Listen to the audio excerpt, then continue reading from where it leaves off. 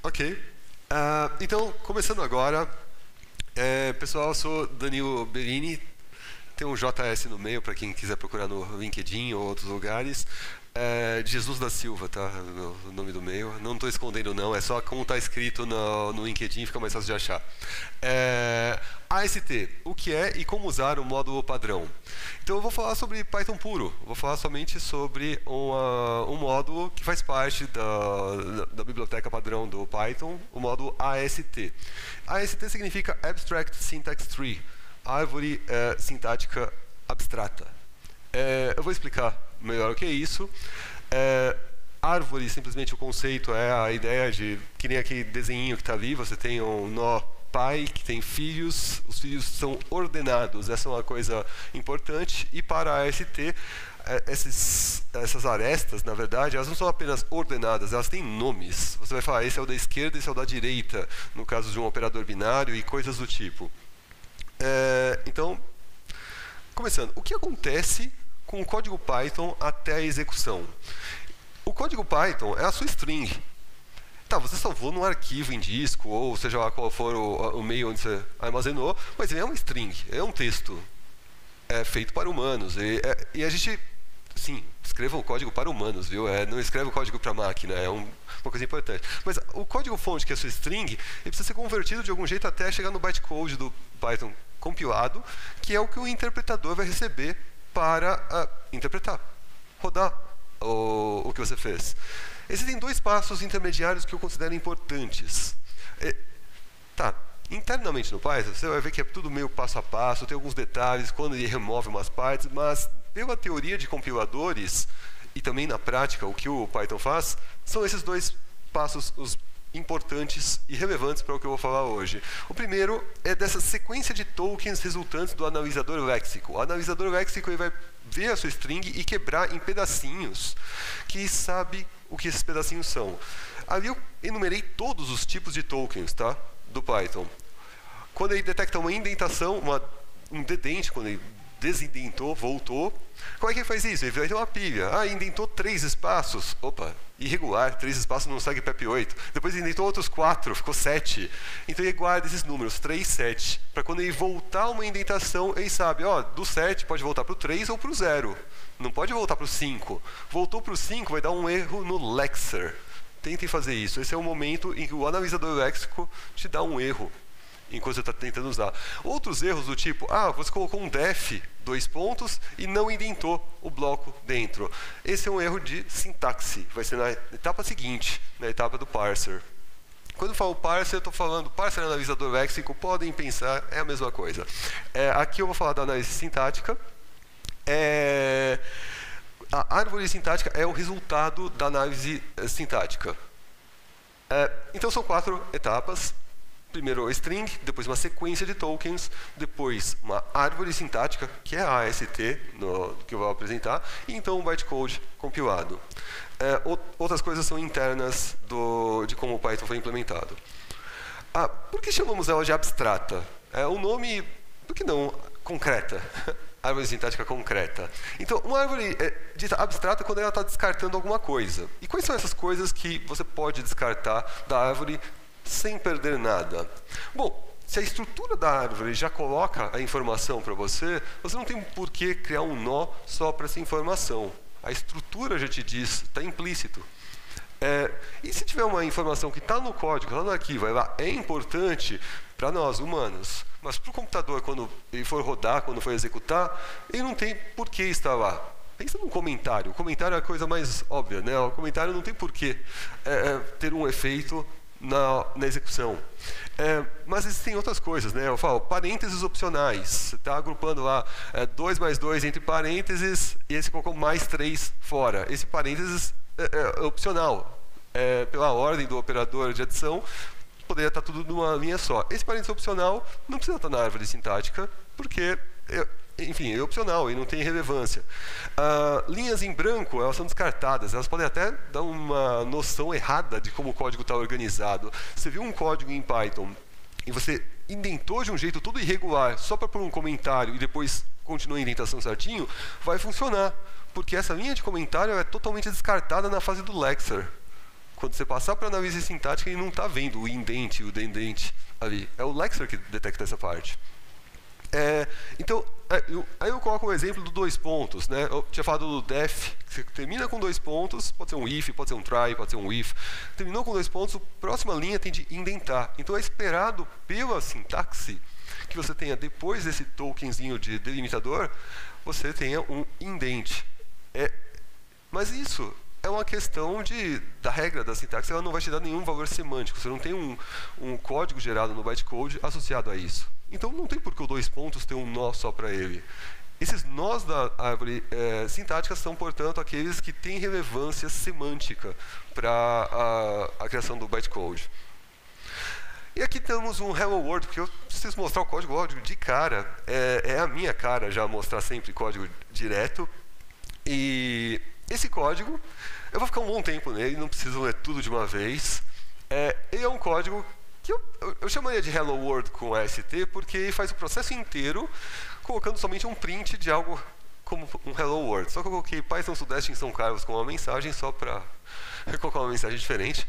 Então, primeiro importo o módulo AST, que é o módulo sobre o qual o objetivo dessa palestra é falar.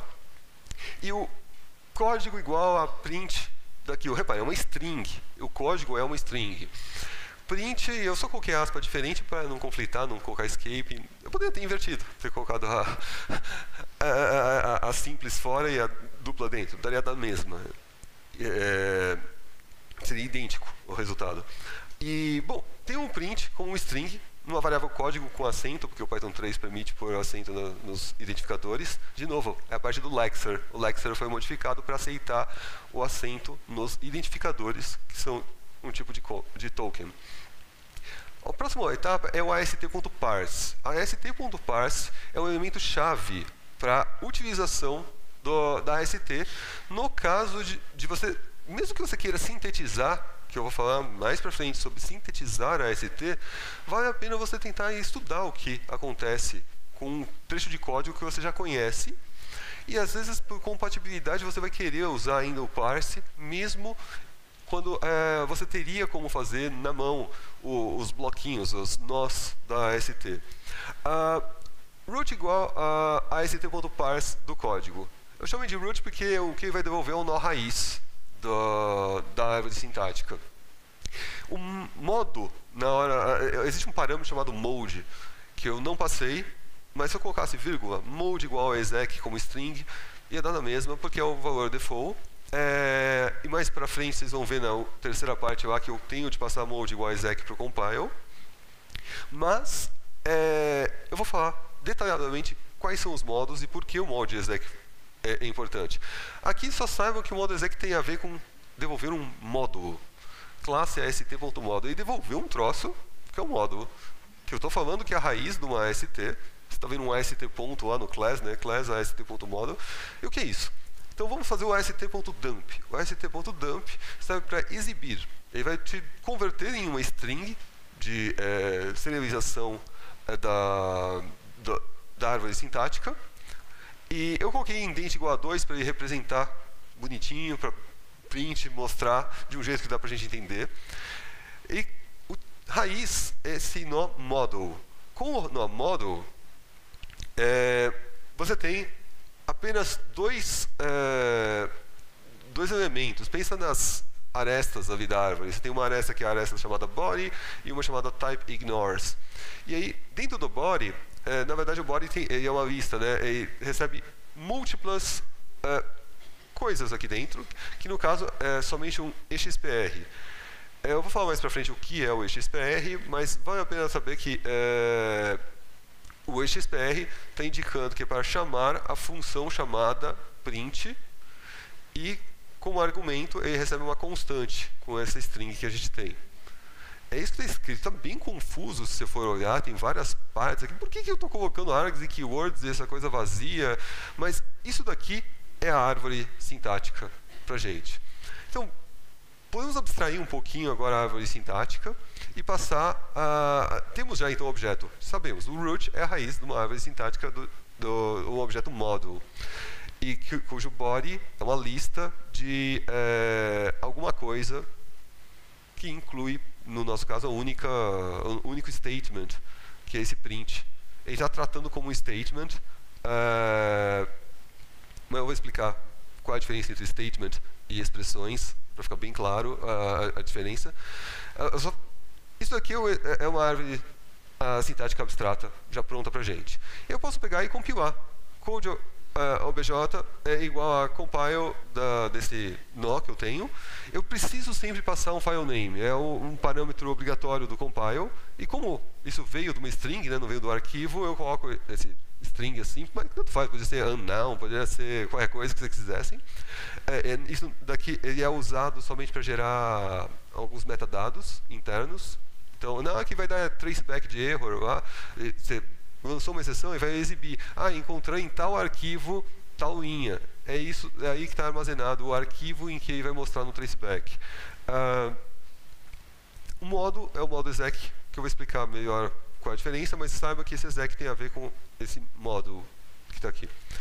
Uma vez que você gerou esse objeto, ele vai criar um objeto do tipo code. De novo, mais um tipo esquisito.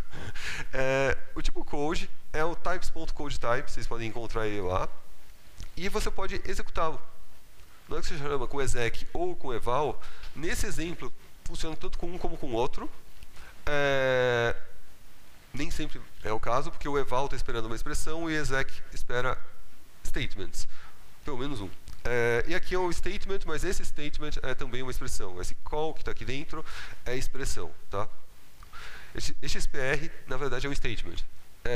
Eu vou explicar por quê. Mas, executando o nosso código objeto, ele rodou esse print. Então, temos um passo a passo. Tenho 4 passos claros aqui. Né? Você tem, primeiro, com o código, ele é convertido em um AST. Depois, a AST eu só exibi. Eu pulei, então, um passo interno, que era o do Lexer, ele vai direto.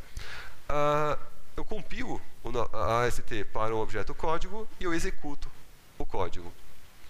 Então, próximo slide.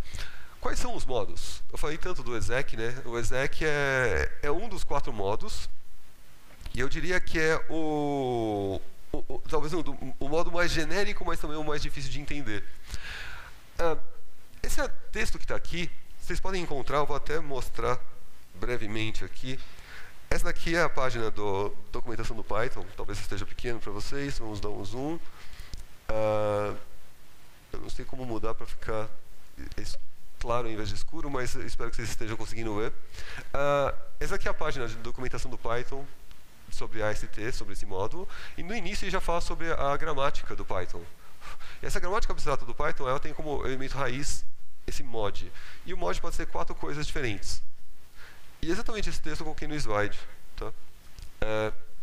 Essas 4 coisas são o modo, ou o interactive, expression e function type. Na string que você passou para o compile e para o st.parse, esses são os textos que você tem que pôr. Exec, single, eval e func_type. Esses modos, eles mapeiam para exatamente esses 4 que estão apresentados na gramática do Python. O exec, ele vai representar uma lista de nós. Lembra que o body era uma lista e só tinha um elemento? Ele pode ter vários, e cada elemento lá dentro é um statement. Pense que você tem um módulo mesmo. No módulo, um arquivo .py, você vai ter vários statements, um depois do outro. Tem aqui um import, alguma coisa. Depois você tem def, que criou uma função no escopo global. Um class, depois, sei lá, if $name igual a $main, chama aquela função. Esse if também vai ser dentro do escopo do módulo, mais um elemento. Então, cada um desses statements no escopo do módulo estariam no body do módulo. O interactive, ele é a mesma coisa que o exec, exceto que é a ideia de estar tudo numa linha só. Eu vou destacar em um slide somente o modo single, mas por enquanto pensa que o single ele é equivalente ao exec. Feito para uma linha só, mas pode ter múltiplos statements. Mas é equivalente ao exec. O eval é para uma expressão. Na verdade, ele tem que ter agora um único nó. Repare aqui. Aqui você tinha que o body era esse asterisco representa vários. Pode ser 0, 1, 15, tanto faz. E aqui o body é uma expressão. Mudou o tipo, não é mais tipo STMT. E agora é um só, não tem o asterisco. Então, ele não é uma lista. E esse daqui tem que ser um do tipo XPR. Na hora que eu mostrei aqui, mod são esses 4, statements, a STMT, são esses vários aqui, e o XPR, que são as expressões, são esses que estão aqui. Então temos na gramática bem claro o que são os statements e o que são as expressões. Existe esse quarto, functype. Esse modo, na verdade, é um modo legado. Ele é para Python anterior ao 3.5. Como agora até o 3.7 está descontinuado, a gente pode considerar que é simplesmente um legado, esse AST.FunctionType. Eu também vou explicar adiante melhor ele. Vamos só por um exemplo agora do eval, que é uma expressão.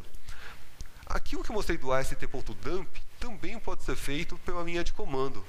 Então, se eu rodar Python-m AST, menos m de novo agora para o AST, para dizer que é eval, eu quero 2 mais 2. 2 mais 2 é uma expressão válida em Python, ok, nada de novidade nisso. E o que é esse 2 mais 2? Ele converteu isso numa expressão legal e sabe que a raiz tem que ser um AST.expression, que tem como corpo, que é o único atributo dele, é o único campo, uma operação binária. Binop é uma operação binária. Então, por que operação binária? O operador mais, aqui, ele tem 2 operandos. O 2 à esquerda e o 2 à direita. Esse 2 à esquerda, left é à esquerda, right é à direita. Você tem nos dois a constante com o valor 2. E como operador, você tem o ADD, add, que é a soma.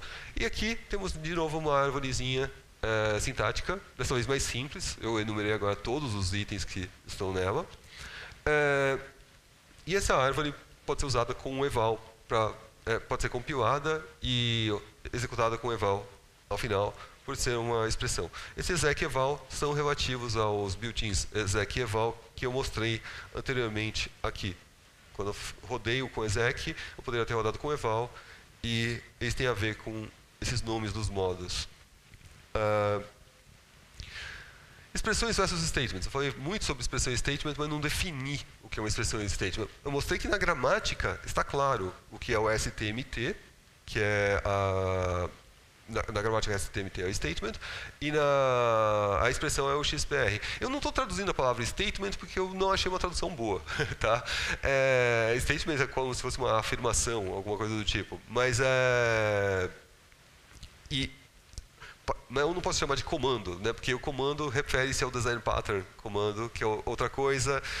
Mas pense então que é uma operação atômica no código. O statement é como uma definição de função, aquele def função, tudo que está dentro do bloco faz parte de um único branch, né? Uma única ramificação da nossa árvore, que é a definição da função. Ou uma atribuição. X igual a 2. X igual a 2 é uma atribuição. Essa atribuição é um statement. A expressão é algo que produz um valor resultante, mesmo que seja known. Então, se você tem alguma coisa em Python, que ela vai, por si só, ela vai ter um valor resultante, você tem um número, qualquer coisa, um objeto qualquer, known, uma string, um objeto customizado, não importa. Devolveu algo, esse algo vai ser uma expressão. Mas uma função devolve. Não. A definição da função não devolve. A chamada da função devolve. Então, tome cuidado com essa distinção entre a definição da função ou da classe, a chamada da função e a instanciação da classe. A instanciação devolve. A chamada de função devolve. A definição da função não devolve. A definição da classe não devolve. Essa é a distinção entre expressão e statement. A expressão devolve algo, statement não. E o legal é que statements e expressões configuram tudo o que tem no Python. O legal de ver a sintaxe ali com a árvorezinha e tudo que pode aparecer é que mostra todos os elementos. O nó do tipo expression, que eu mostrei anteriormente, ele é a raiz para expressões. Ele só tem um campo lá, que é o seu body, e esse body tem de ter apenas uma expressão, que é uma branch, né, uma ramificação, que é um nó do tipo qualquer um daqueles que estão na lista de EXPR da gramática. Já o EXPR com E maiúsculo aqui, AST.xpr, e apareceu, vamos voltar alguns slides para mostrar onde ele apareceu. Ele apareceu aqui. Lembra? O nosso print ele era um call é uma expressão, e essa expressão ela precisava ser convertida em um statement.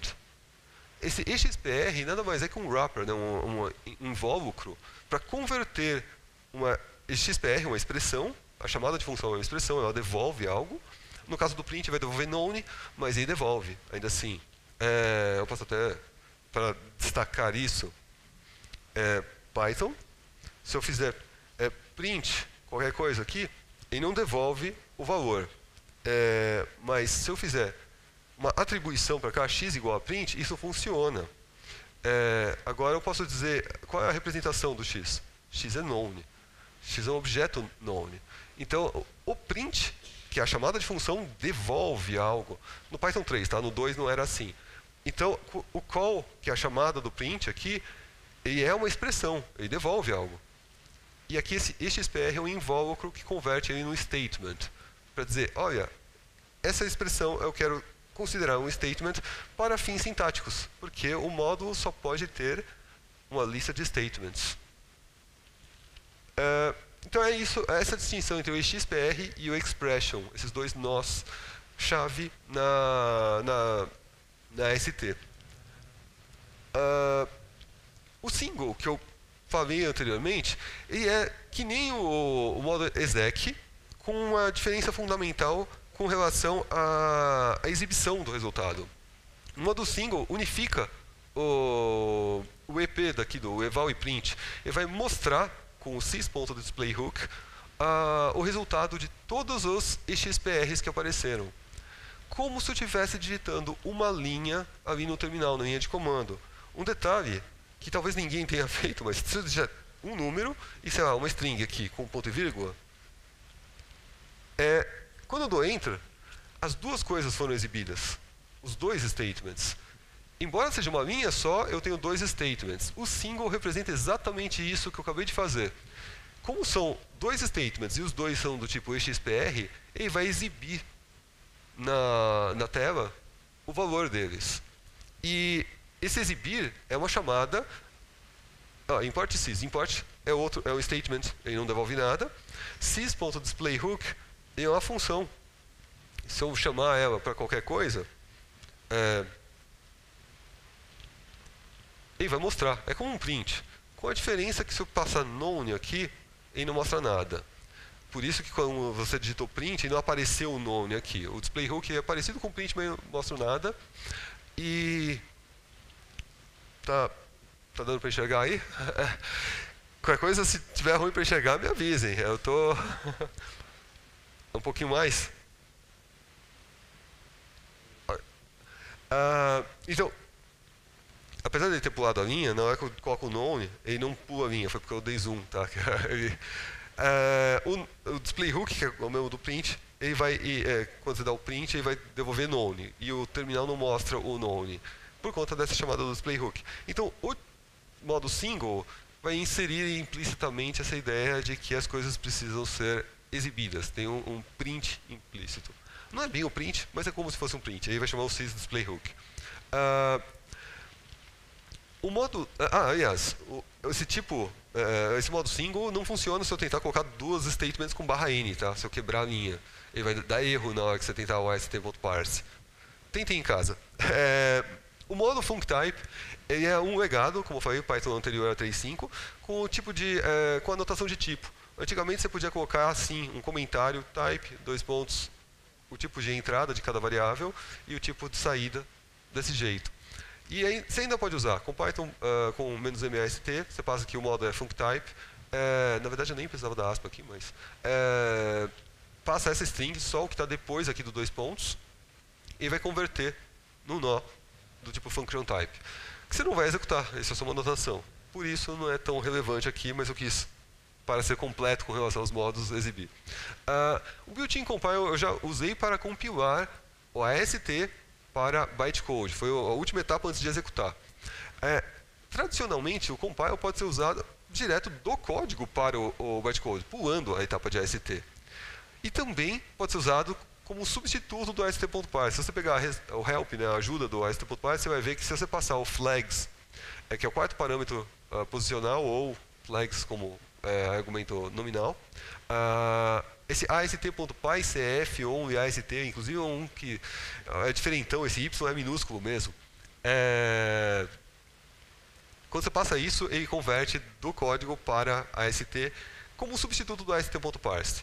Então isso aqui é mais uma curiosidade. Você tem como usar o compile para todas as etapas, do código para AST, código para bytecode e AST para bytecode.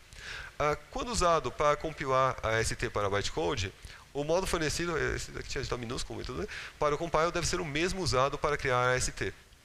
Do contrário, teremos um type error. Então você não pode misturar aqueles modos. Você começou com um modo, vai ter de terminar com o mesmo modo. Exceto na execução. O eval funciona se for só um EXPR. Casos de uso para AST. Repare que eu coloquei uma lista grandinha aqui. Mas tem 3 grandes blocos. Um deles é fazer análise estática, o primeiro. Avaliação de características de um código. As ferramentas de análise estática que a gente usa, e não só de análise estática, os formatters também, utilizam AST. Por exemplo, com o Node Visitor ou com o Walk, para analisar. A garantia de segurança e isolamento é algo que eu acho que muitas pessoas já fizeram. Quem é que já usou literal eval? Ok, bastante gente. Literal eval é um jeito mais seguro, não é totalmente seguro. Se for um negócio gigantesco, ele vai tentar avaliar e pode demorar, dar timeout, ou, na pior das hipóteses, um ataque de negação de serviço por muitas coisas sendo exigidas para o seu servidor. Mas, pelo menos, ele não vai procurar um arquivo ou fazer uma conexão num lugar arbitrário ou rodar código arbitrário. O literal eval vai exigir que toda a árvore seja de literais. Você não vai poder pôr um import lá no meio. Ou uma chamada de função, embora o set sem parâmetros seja uma exceção, é aceitável no literal eval. Essa garantia de isolamento você pode testar com a AST. Isso está isolado? Isso usa essa ferramenta ou não? Pode ser importante. Em muitos casos, o literal eval é um exemplo de caso de uso. Um teste de arquitetura. Eu quero garantir que os imports que estão dentro das funções, em qualquer lugar, em qualquer nível, eu quero garantir que todos os imports nunca importam um certo módulo. Eu posso fazer isso com uma análise estática. Pego a AST e detecto todos os imports se algo foi importado ou não. Um exemplo. Eu falei do import, mas tem vários testes de arquitetura que você poderia fazer usando a AST, comparando as coisas. Uma garantia de equivalência entre códigos. Eu sei que o Black faz isso, mas provavelmente os formatters também. Que é, uma vez que você tem o código resultante, você pode fazer a AST da entrada, a AST do resultado, elas deveriam ser iguais. Ou muito parecidas. Tem algumas coisas que você pode mudar e que ainda vai ter o mesmo comportamento na execução, mas uma garantia de equivalência você pode fazer por comparar ASTs. Cálculo de complexidade ciclomática. Agora você sabe que aninhou, que entrou num if, quantos ifs tem e para onde foi. Para esse cálculo você vai fazer nada mais é que uma computação em cima da AST, essa complexidade ciclomática. Para transformação de código, aqui é uma coisa um pouquinho mais complicada. Eu quero mudar o código. Eu quero remover statements. Por exemplo, eu quero remover os asserts. Eu tenho um monte de assert no meu código, na hora que você compila com o modo otimizado, ele vai fazer isso implicitamente para você, vai remover os asserts. E também vai remover as docstrings.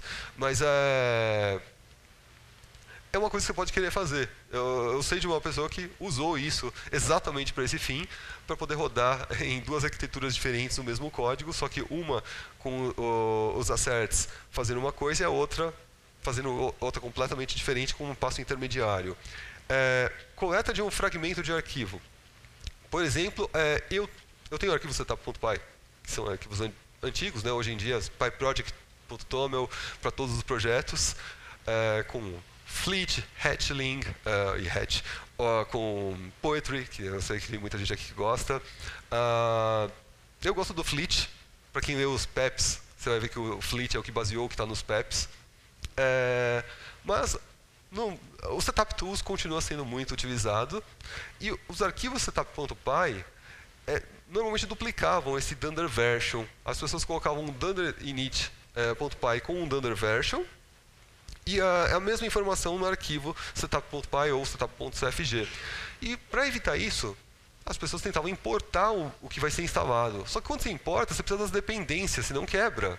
Para não importar o que você vai instalar, o setup.py em muitos casos estava usando o AST para, vamos caminhar aqui no módulo do init.py, encontra uma atribuição, lembra que eu falei que a atribuição é um tipo de statement? Encontrei statement de atribuição, o nome para onde eu estou atribuindo é version, legal, pega o valor e usa ele. Você fez uma caminhada, coletou um fragmento de um arquivo e usou no seu setup.py. É um caso de uso que eu tenho código fazendo isso no GitHub. Mais de um projeto fazendo isso, que na época do setup.py eu não queria duplicar a versão. Substituição de um fragmento de uma expressão. Suponha que você tem um pedaço lá de um nome, um identificador que ele não existe, mas você quer forçar em um dado contexto ele a existir, e esse contexto é limitado. Você quer só aquela posição, naquela expressão que aquilo existe. Você pode substituir esse fragmento e pôr o que você quiser. Quer trocar. Você pode fazer qualquer configuração que você insere novos statements, você substitui esse fragmento da expressão, e essas operações, se você sistematizá-las, elas vão formar o que a gente chama de macrosintática, que são operações sobre a árvore sintática. Algumas linguagens elas são muito famosas por conta de macrosintáticas. O pessoal de Lisp gosta, o pessoal de Julia gosta. Eu estou falando que em Python a gente pode fazer algo muito parecido usando ASTs. E geração de código em tempo de execução, que agora o que eu vou falar até o final da palestra é sobre geração de código. E isso significa, vamos criar código mesmo direto na AST. A AST não vai ter os comentários, mas tem duas finalidades, dois casos de uso que são fantásticos para a geração de AST. Um deles é metaprogramação. Você pode escrever algo que é mais abstrato, que gera para você, não o código, mas a AST, que vai, no fim, virar bytecode. Ou para otimização. Eu estou fazendo várias coisas aqui o tempo todo. Por que eu não faço uma vez só e gero o código resultante que não precisa ficar testando isso em tempo de execução o tempo todo? Então, um just-in-time, dito assim. Então, se vocês estão olhando aqui 10/11, significa que esse é o penúltimo slide. Eu vou ficar um bom tempo agora nesse slide. Um exemplo de síntese, que foi a motivação para essa palestra, DynaGRPC 0.1, foi publicado anteontem no GitHub e no PyPI.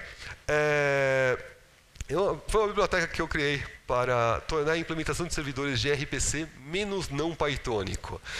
Eu tentei achar uma expressão um pouco melhor, mas a verdade é, quando eu comecei a lidar com gRPC, eu vi tudo em upper camel case, né, Pascal case, aquele maiúsculo alternando maiúsculo e minúsculo, mas começando com maiúsculo, que nem os nomes das nossas classes. Na hora que você está usando isso para uma função, para um método, isso fica confuso. Tem algumas outras coisas do gRPC que eu não estavam me agradando muito. Eu falei que vou criar uma coisa para tentar fazer o gRPC ficar um pouquinho mais pythônico. E enquanto eu criava, eu tive um problema com enums. Os tipos enumerados no gRPC, no protobuf, que é o protobuf é o tipo onde o gRPC é baseado. Tudo transita com definições em protobuf. Eu vou mostrar no código, para ser mais explícito e com exemplo, o que eu quero dizer com esses objetos protobuf. Eu tive problemas com enums, só que eu percebi, enquanto tentei resolver esses problemas, que o protobuf não é extensível. As conversões não são extensíveis. E como poderia resolver isso de não serem extensíveis? Eu vi algumas pessoas em alguns projetos copiando e colando o código do próprio Google, esse G do gRPC é a Google que criou, e a própria Google criou um conversor lá chamado message to dict no protobuf.json format e serve para converter em JSON. Só que faz muitas coisas que eu achava bizarras, tipo int64 virava string. Tem algumas coisas que eu achava bem curiosas e eu falei, eu queria mudar esse comportamento. Só que eu percebi que até na empresa tinha uma cópia mesmo, Ctrl+C, Ctrl+V do código desse message to dict, modificado um pedacinho para poder garantir que nos mappings, o tipo da chave, mappings é dicionário, o tipo da chave fosse mantido como inteiro, quando eles fossem inteiro. Porque numa versão do gRPC eles trocaram isso para ser sempre string. E aí eu fiquei olhando e falei, por que eles fizeram um copia e cola? Que coisa feia, porque não tentou fazer uma coisa mais dinâmica, que não precisasse copiar. Aí eu percebi que era muito difícil estender qualquer coisa naquele conversor. E eu resolvi, vou criar um meu conversor que vai resolver o problema que eu tive com enums e outros problemas. E aí eu resolvi usar ASTs. E eu agora vou mostrar aqui no navegador o projeto.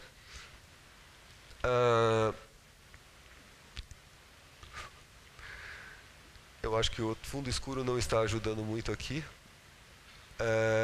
Mas, enfim, esse é o projeto da gRPC. E eu vou mostrar primeiro os testes, só para indicar o que eu quis dizer com Pythonico. Testes. Vamos mostrar aqui primeiro o teste do servidor.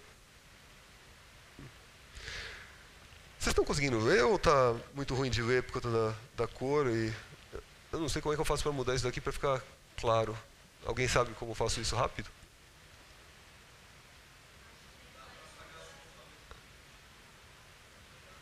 Vem aqui.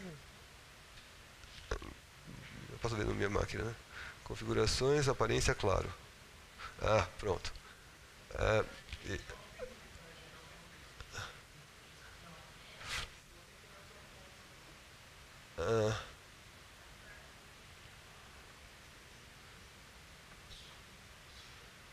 Aqui as coisas de...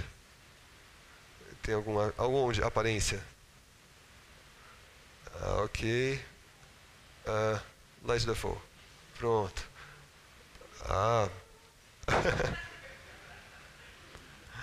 Pronto. Não foi tão difícil. Agora aqui também ficou mais claro na página do... Eu deveria ter feito isso antes de começar a palestra. Mas tudo bem. Já foi. Esse daqui é um teste do servidor. Eu queria que, criando um servidor, passando o caminho de aonde está ele... Eu já mostro que são isso aqui, mas é o nome do arquivo, basicamente, ele está no diretório testes, o nome do arquivo se chama maths.proto, e o nome dentro do arquivo é maths, com M maiúsculo. Lá eu tenho um proto que define um serviço edge, que recebe dois parâmetros, first e second, e devolve a soma. @server.rpc, e eu quero testar ele com esse cliente. A partir da definição do servidor, eu quero ter um cliente de testes, e quando eu chamar o edge, eu quero que para o first 5, second set, ele devolva um result, essa string aparece na definição proto, como 12, que é 5 mais 7 é 12. Esse teste funciona, eu posso executar ele aqui. Tox. Eu coloquei a configuração do Tox, então passou os dois e está testando em todas as versões de Python do 3.7 até a 3.13. Enquanto ele vai testando, eu continuo aqui. A definição proto disso daqui é essa sintaxe, né, do protobuf. Eu tenho uma mensagem add request, que recebe inteiros, e o result aparece aqui como string. E aqui a implementação em Python funciona. Ele testou e funciona, e se você rodar isso com o run, ele vai funcionar como um servidor de RPC.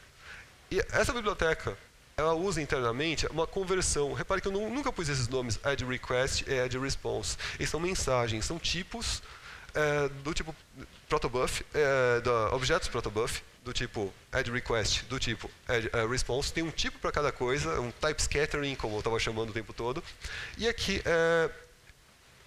está o teste do typecast, que é o objeto que utiliza a AST. Ele vai converter entre dicionário. Esse aqui é um outro tipo. Deixa eu mostrar em nova aba. Ficou melhor assim. Esse dummy.proto te dá uma outra definição. Aqui tem um tipo enumerado. Existe uma convenção para esse code underscore ser sempre o nome que está aqui como separado com underscores, e se tiver, aqui é o upper camel case, se tiver uma alternância, colocar um underscore também a mais. Essa convenção do protobuf cria um problema, porque esses nomes aparecem em vários lugares, e ela acontece assim porque na definição geral, o escopo geral mantém o mesmo nome. Eu queria tirar esses prefixos. Esse era o meu objetivo pequeno aí. Opa. Eu não sei como fazer aparecer de novo ali, quando eles aparecem, mas... Não, estou com duas abas, melhor. Então eu tenho uma mensagem dummy que tem ranges como um tipo repetido de ranges de 64, tem o start e o end, são mensagens, tem um map que eu queria, que é um dicionário aqui, no caso, de string para código, e o código pode ser qualquer um desses, um double, que é opcional, e um google.protobuf.ball_value, que é uma ideia antiga de como seria feito o optional ball. O booleano opcional não existia opcional até uma certa versão do protobuf. Eles colocaram depois porque muita gente reclamou. Mas esses tipos aqui serviam para substituir o optional.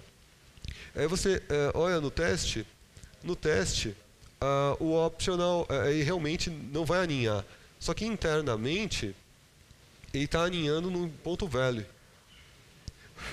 Essa pegadinha do ponto value é o motivo de colocar um optional. E o que eu criei foi esse caster, que converte desse dicionário, start, end da lista para o repeated, os códigos sem o prefixo code, o número que era o opcional double e o opcional booleano usando o wrapper, e vai converter no objeto dummy, py to proto. Eu só preciso dizer quem é o objeto, porque eu preciso dizer qual é o tipo resultante e o meu dicionário. E também faz o contrário, que é o proto to py. Mas a minha intenção aqui era exibir que a mensagem deserializada no proto tem umas pegadinhas. Quando o valor é 0, ela não aparece no resultado. O int 64 ele é convertido para string. O code não aparece. E internamente, os valores dos enums são inteiros. Para evitar todas essas coisas, foi criada a .NET RPC. E o núcleo dela, agora sim, esta é a parte mais relevante aqui. O núcleo dela é esse módulo ASTcast, que é um módulo difícil, e não é um módulo que eu consiga explicar em pouco tempo, mas ele está fazendo uma geração de código. Eu vou mostrar essa primeira função, create lambda. A create lambda, dado um único argumento, que é uma AST, contendo uma expressão, ele vai gerar um lambda, ele vai devolver realmente um callable, que você vai poder chamar com os parâmetros. E aqui você pode dizer qual é o nome do parâmetro, argname, qual é o nome do arquivo, eu estou colocando now, lá antes eu tinha mostrado com source, ele vai simplesmente compilar e vai chamar o eval. Compilar o quê? A consertar vocais. Eu não falei no detalhe, quando você sintetiza a AST, você precisa dizer para cada nó qual é a linha e a coluna onde se encontra o nó. Esse negócio aqui, esse fix missing locations, preenche isso com o parent, com o ancestral, primeiro ancestral que tiver. E, portanto, isso daqui vai chamar o compile, com todos os parâmetros que foram passados, mas sintetizando um lambda. E olha como é que eu fiz. Eu criei um ast.parse. Lembra, ast.parse vai devolver a árvore. Que árvore? Modo eval, um ast.expression. Aí o ast.expression, ele tem um body, e o body desse vai ser somente o lambda. Eu sei que o body do lambda, eu estou colocando tmp para substituir aqui. Porque aí, em vez de tmp, eu substituo o nome do meu parâmetro pelo nome que eu recebi aqui. Eu falei, eu sei qual é o nome que eu quero. Eu forcei mudando a st gerado aqui. E esse return st é o resultado que eu queria, que está admitindo que esse parâmetro vai aparecer. Isso gera um lambda dado a st. E as outras funções que estão aqui fazem todas as conversões específicas agora do protobuf de um lado e para o outro de uma forma muito eficiente, mais rápida do que o message to dict. Porque o message to dict está verificando a cada conversão qual é o tipo disso, qual é o tipo daquilo.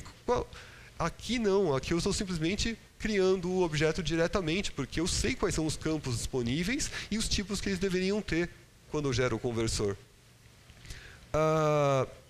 Aqui, como eu falei, já começa a ficar um pouco mais complicado.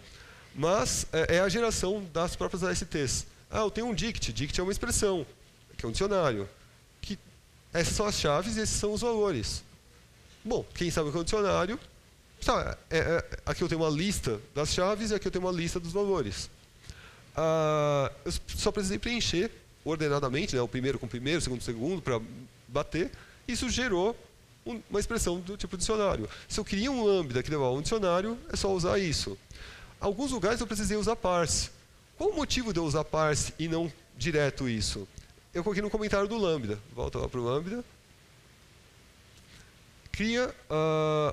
Desde que o lambda mudou no Python 3.8, a AST muda de versão para versão do Python.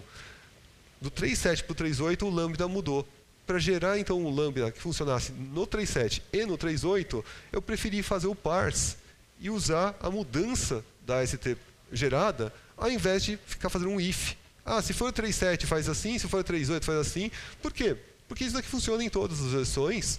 E eu pude simplificar também o código, ficou muito menor. Mudar o código que eu parseei é mais rápido, quer dizer, mais curto, mais compacto no código que eu estou colocando, do que ficar esmiuçando todos os detalhes de todas as versões do Python quando mudou a gramática do Python a cada versão. Aqui falhou provavelmente por alguma coisa relacionada ao Python 3.13, que está faltando alguma coisa. Não conseguiu instalar a dependência. Ok.